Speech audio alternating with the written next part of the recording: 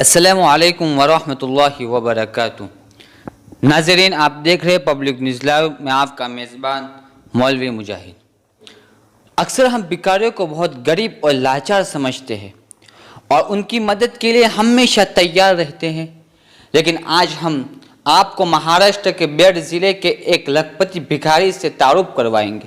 آپ سوچ رہے ہوں گے کہ بھکاری لکھپتی کیسے، لیکن بات بالکل سچ ہے کہ اس واقعے کا انکشاف اس وقت ہوا جب بزرگ بابو راؤ نائک پولیس اسٹیشن پر گئے اور انہوں نے 1,72,000 روپے کی چوری کی شکایت درج کروائی۔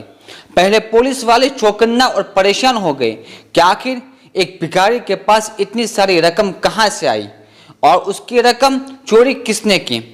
پولیس نے بابو راؤ کی شکایت کے بعد پولیس نے اپنی تفتیش شروع کر دی اور پولیس نے چند گھنٹوں کے بعد اس کی رقم کو واپس کر دیا۔ یہ بھکاری گزشتہ کئی سالوں سے مہاراشٹر کے اکثر مندروں کے باہر بھیک مانگتا تھا اور بھیک مانگنے سے جو پیسے اس کے پاس آتے تھے وہ پیسوں کے ساتھ اپنی زندگی گزارتا تھا اور بچے ہوئے پیسوں کو اپنے گھر کے ایک کونے میں جمع کرتا تھا۔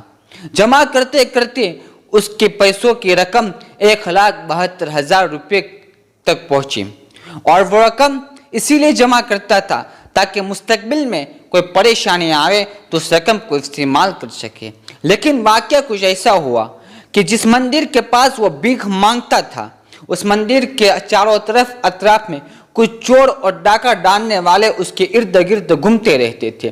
جیسے انہوں نے اس کی رقم پر ان کی نظر پڑی، انہوں نے اپنے فیصلے کے مطابق چوروں نے ایک کانڈ کے مطابق اس کی رقم پر چھاپا مارا اور 1,72,000 روپے کی اس کی کمائی پر چھاپا مار کر اس کی رقم کو چرا کے لے گئے۔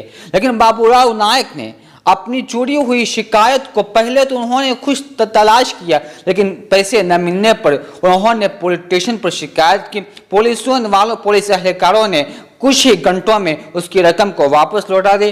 پھر بابو راؤ نائک نے پولیس اہلکاروں کا شکر ادا کیا۔